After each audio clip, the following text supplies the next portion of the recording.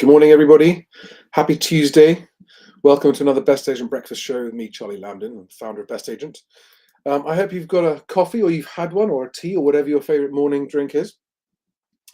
Let's just start with the Halifax house prices that are out this morning because they are showing a month-on-month increase in prices. So these were released just less than an hour ago, okay? So it's the Halifax House Price Index for February, and they are showing average house price went up 1.1% between January and February, quarterly down 2.5%, annual change up to 2%, 2.1%. I think it's important to read, though, what the director of Halifax Mortgages said here. Still, with the cost of a home down on a quarterly basis, the underlying activity continues to indicate a general downward trend. So for any agents tempted to use this to say, oh, prices have stopped falling, that's the end of it, it was a blip, they're going up, I would be careful, because any buyer that carefully reads this will say, well, hang on a second, didn't the boss of Halifax say underlying activities is still a general downward trend? So you often get kinks and bumps, whether things are going up, whether they're going down, you never just get a straight line. Interestingly, for me, I mean, this wasn't what I expected. I have to say, I was expecting to be down. But interestingly for me, is the divergence between Nationwide, who did say it was down month on month, and Halifax, both years. So Nationwide is now showing down 1.1% on the year. Halifax is showing up 2.5% on the year, or 2%. That's quite a big divergence, isn't it? So I think that goes to show they're both quite small. They're both quite small sample sizes of the market. It's worth remembering that, okay? Sort of between 10 to 15% of the total market each is what they have in terms of transactions. And they only refer to transactions with mortgages. They do not include cash transactions. And my view is that cash buyers, since the mini budget, have been getting the deals because the sellers who are looking for a quick sale have been going with cash buyers to get the speed of sale and have been accepting slightly lower offers from cash buyers than they would be from mortgage buyers. So there's a lot of things to read into that. But yeah, they're saying house prices are up year on year. So I can't bear the gusts of guff we're going to get from agents who are going to seize on this and go, oh, look, it's all okay, it's going up, the market's recovered. If you do that, you're going to make yourself look very, very foolish in the long term. It is just a bump. A 1 month thing is never a trend, right? And even the Halifax guy says trend's still going down. Anyway, what I really wanted to talk about today is much more important than this. I'm going to start by reading out a comment that we got on YouTube yesterday. Let me put it up on screen with you and read it. I'll read it to you. There we go. This is a chap from a buyer called Simon Stevenson, who says, we saw some properties at the weekend via two different agents. One's got to assume they're in the same location, right? Two different agents in the same place. One agent kept saying that the current housing market was positive and house prices look like they're going up, etc. The other agent said that house prices are falling, sellers are often unrealistic, fall-throughs are going up, and number of buyer inquiries is going down. Guess which one I am now working closely with to help us find our perfect home, and which one I have cast aside. And he goes on about trust and how you can't form a relationship with someone you know is lying through their teeth from the outset. So that's very interesting. And it kind of backs up what I want to talk about. So I have a bit of a mantra with Best Agent, which is that honesty pays. Now, in this contracting market that we're going into, competition for instructions, competition for business is always, even in boom times, it's always ferocious between agents to the competition for listings, okay? When transaction numbers are expected to fall, as they are, as everyone expects them to do, no one in the industry disagrees. Even my strongest adversaries accept that transaction volumes are going to fall. When that happens, two things happen. Some agents cut their marketing activity and spend, and some increase it. And the point here is this: I want you to understand that those agents with budgets to do so are going to get more aggressive with their marketing and their competitive activities. I'll tell you a quick story. In the early 2000s, when there was the dot-com crash and there was a small setback in the property market, it wasn't a crash by any means, but it was definitely a setback in the property market.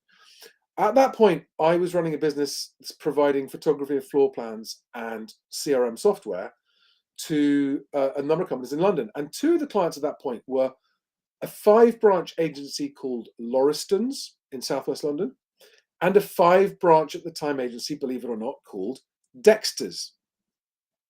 So Dexter's and Lauriston's were pretty much, and we would do all the photographs of floor plans for all of their listings. They were pretty much neck and neck. They were direct competitors. They saw each other as direct competitors.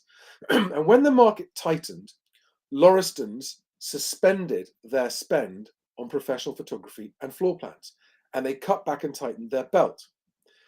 Dexter's did the opposite, and they actually increased their spend. They started doing more photographs.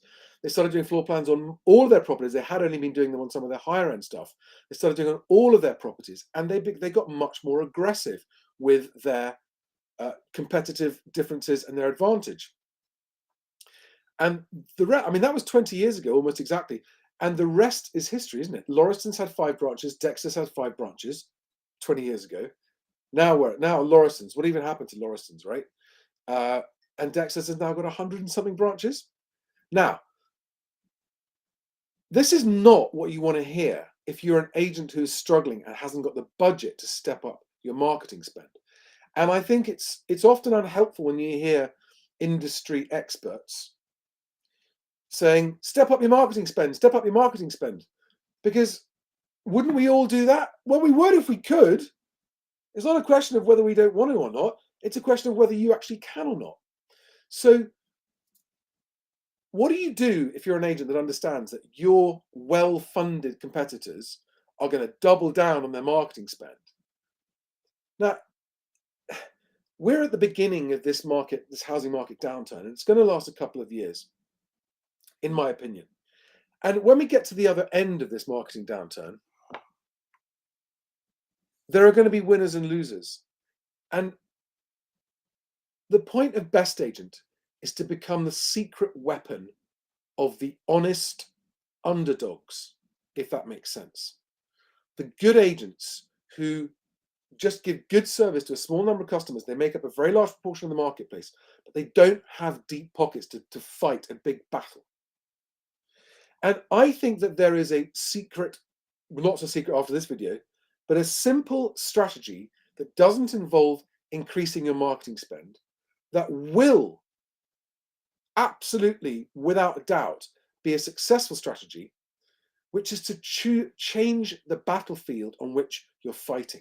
Now, all of the agents that just have one single method, which is throw money at lead gen, quantity not quality, get everything in the door, put it in your funnel, and hopefully a few transactions come out the bottom.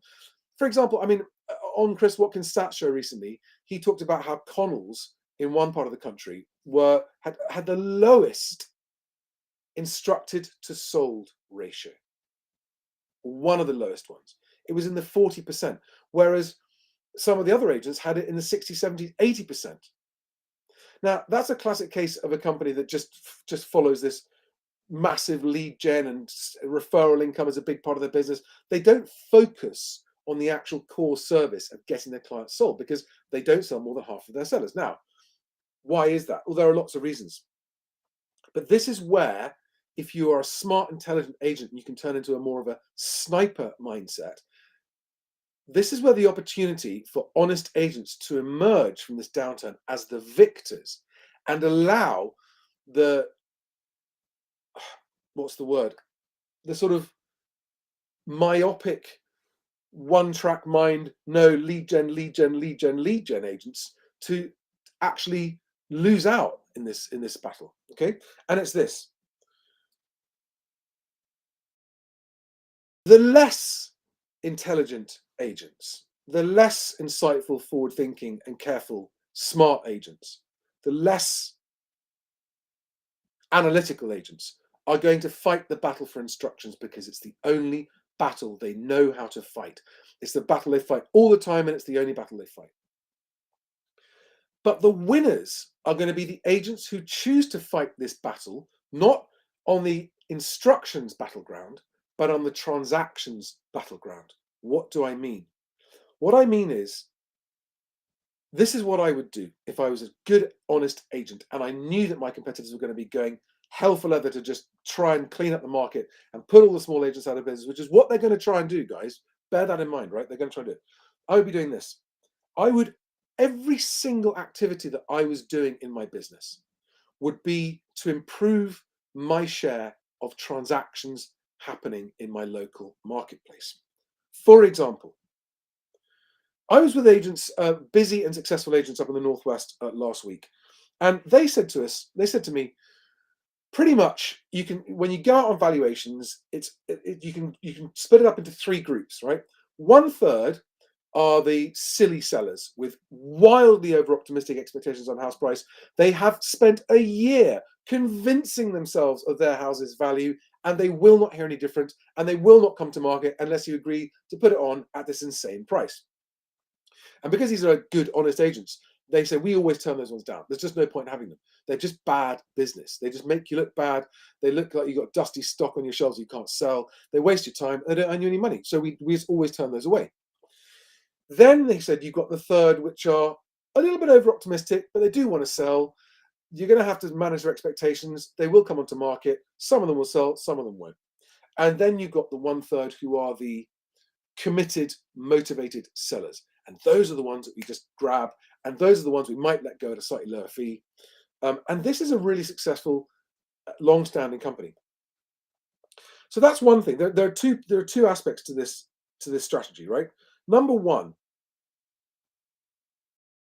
as an intelligent and smart agent at a valuation, you will know whether or not the seller is a silly seller with their head in the clouds, where you must respectfully, you need to leave them with a good impression. You need to leave them with the impression that you're the agent they wish they had gone with. They're not going to go with you because you're not going to agree to their silly valuation.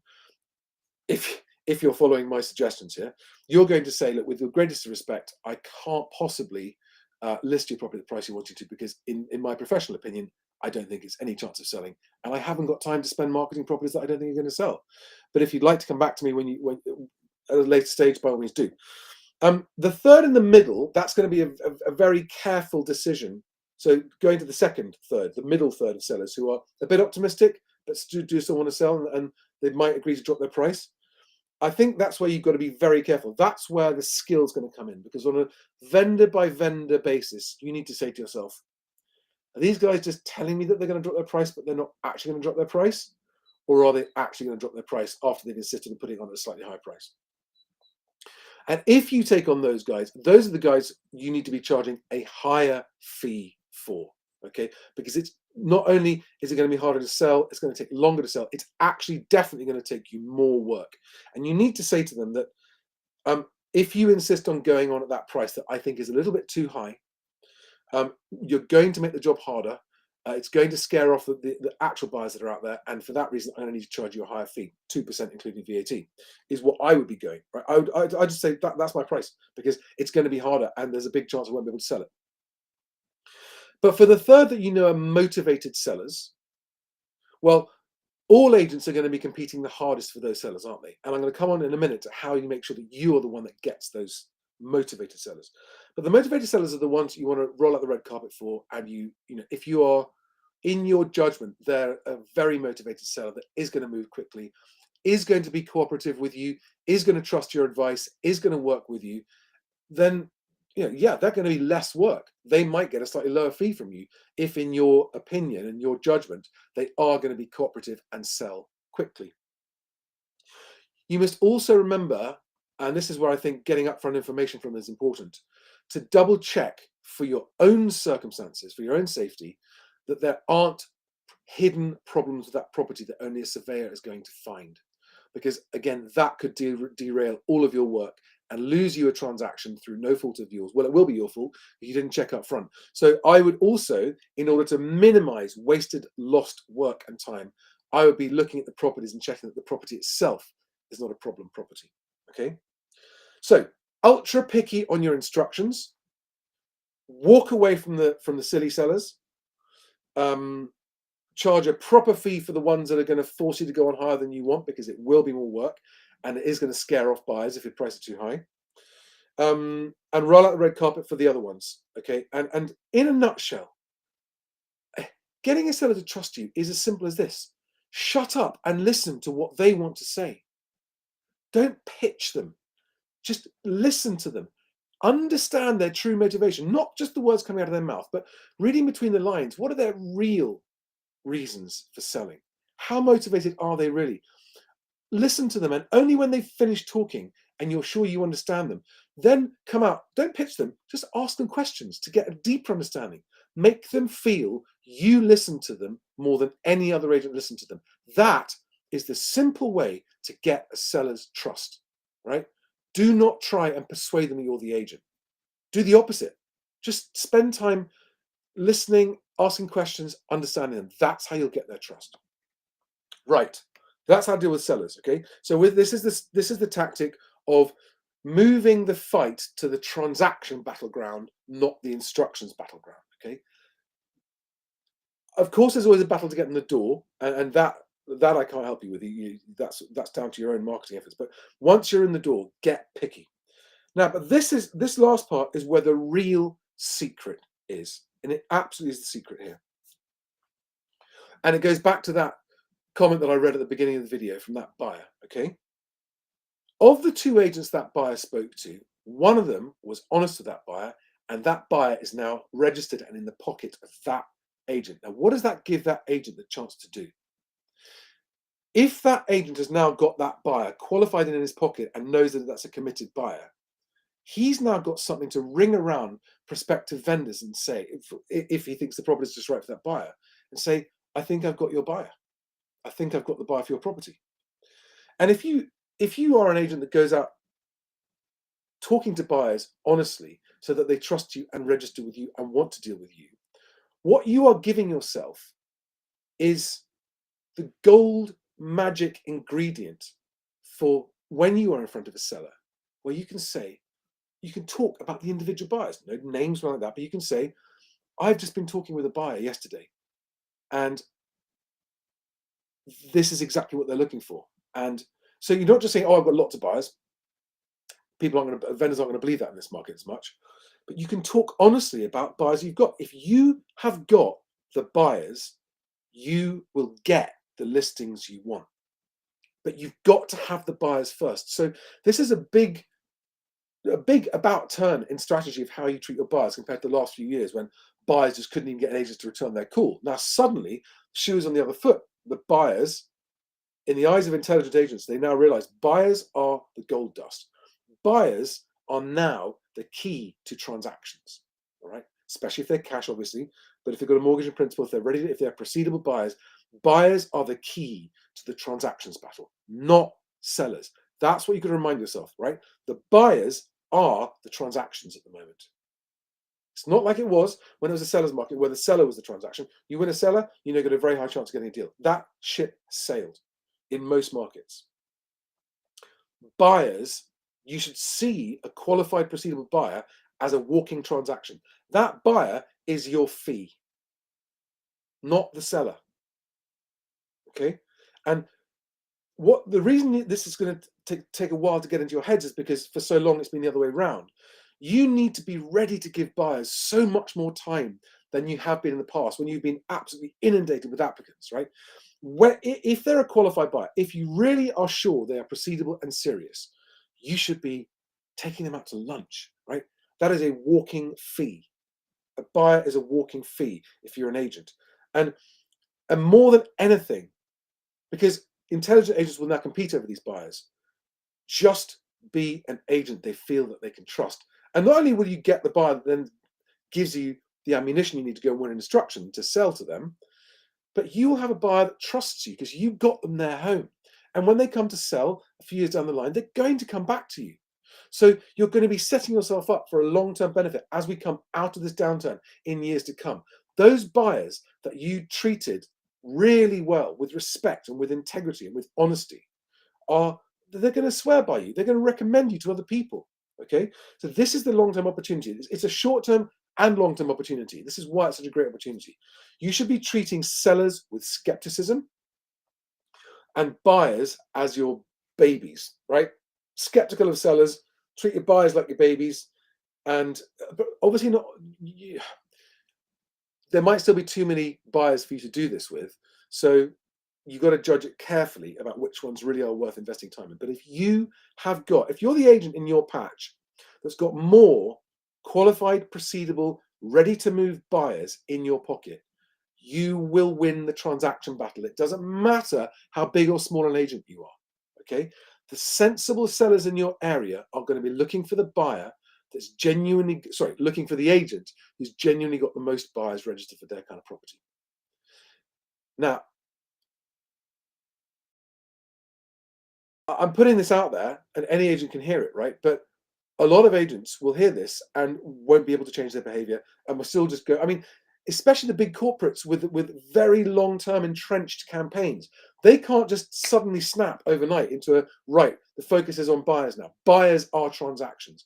Buyers are transactions for the foreseeable future until house prices have bottomed out and start to come back up. Buyers are transactions on legs. They won't see it.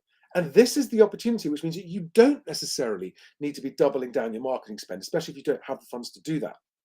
So I worry for the large number of good agents who won't survive this downturn if they carry on thinking that instructions is the key to their future. It's not. Of course, you've got to win them, but the way that you'll win sellable instructions is by having buyers. So you need to get the buyers in the pocket, and you need to be on first name terms with them. You need to know their life story. You need to have as many as you can cope with, knowing their life story off the top of your head. Because when you're in evaluation, talking to a vendor, and you talk without giving away their personal details, of course, but you talk knowledgeably about an individual buyer's situation, the vendor's going to realize that you're telling the truth. And all the other agents who are saying, oh, we've got lots of buyers, it's just guff from those guys. They don't have those personal, close relationships with the buyers that you're going to have if you follow this idea. Okay, guys, much, much longer than it's supposed to be. I hope that's helpful. Do we have any comments from agents here? Yeah, Daniel Hamilton Charlton from Property Searchers Direct. Ensure that every instruction completes a BAS being collated or require paperwork ready for sale. If they don't do it, they're not serious about selling. Yes, I agree with that. Mark's an agent currently in New Zealand, but hoping to come back to England. Think of it not as an instruction presentation, but an instruction conversation. Yeah, absolutely. Yeah, and Daniel, yeah, buyers are future sellers. Treat them like your clients already. I agree with you. You've got to qualify them hard, though. Morning, Daniel Jones. Guys, thank you very much. Thanks for coming today. Sorry to have taken so long. I hope that was a worthwhile little session for you agents out there. And I look forward to seeing you tomorrow on the live stream. Have a great day. Remember, you're changing lives. And remember that honesty pays. And if you haven't done so, please go to bestagent.co.uk and set up your back office account so that you get free telephone leads from BestAgent, and so that your applicant and your vendor leads come to the right email address. bestagent.co.uk, click on agents, activate your back office account, and see you there. Bye.